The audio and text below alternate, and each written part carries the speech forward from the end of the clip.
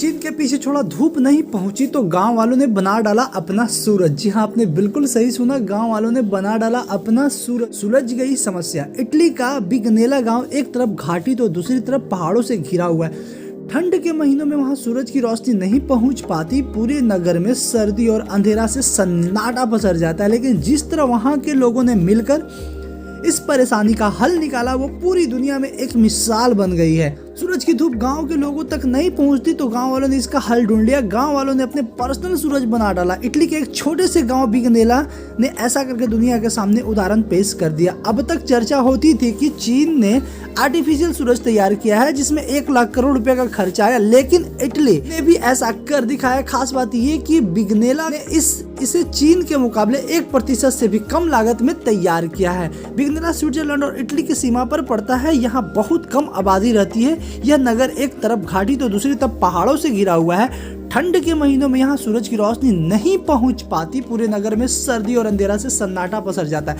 लेकिन जिस तरह वहां के लोगों ने मिलकर इस परेशानी का हल निकाला, वो पूरी दुनिया में एक मिसाल बन गई है। किसने की बदलाव की पहल।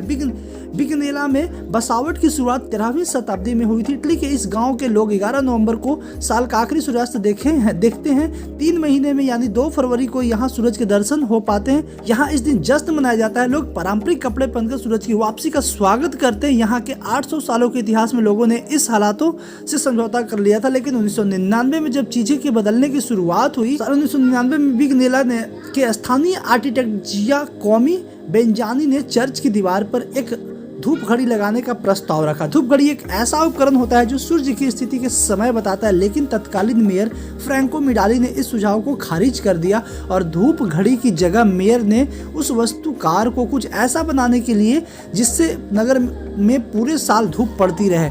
ऐसे सुलझ गई सालों पुरानी परेशानी। किसी जगह धूप लाना नामुमकिन सा लग सकता है, लेकिन इसे बेहद आसान वैज्ञानिक सिद्धांत से सुलझाया जा सकता है। यह है रिफ्लेक्शंस ऑफ लाइट। यह सिद्धांत कहता है कि चिकनी पॉलिश वाली सतह से टकराने से लाइट रिफ्लेक्ट होकर लौट जाती है। इसी के आधार पर आर्किटेक्ट जियाकोमो बेंजानी ने नगर के ऊपर की चोटियों में से एक पर विशाल मिरर लगाने की योजना बनाई, जिससे सूरज की किरणें मिरर से रिफ्लेक्ट होकर नगर के मुख्य चौराहे पर पड़ने लगे। 1 करोड़ की लागत से बना मिरर आर्किटेक्ट बेंजानी और इंजीनियर गियानी फेरारी मिलकर 8 मीटर चौड़ा और 5 मीटर लंबा एक विशाल मिरर डिजाइन किया। इसे बनाने में 1 लाख यूरो लगभग 1 करोड़ रुपए की लागत आई। 17 दिसंबर 2006 को इस प्रोजेक्ट का काम पूरा हो गया। मिरर में एक खास सॉफ्टवेयर प्रोग्राम भी लगाया गया। सॉफ्टवेयर की बदौलत मिरर सूरज के पथ के हिसाब से घूमता है। इस तरह चोटी पर लगे विशाल मिरर से नगर में दिन में 6 घंटे तक सूरज की रोशनी रिफ्लेक्ट होकर आने लगी।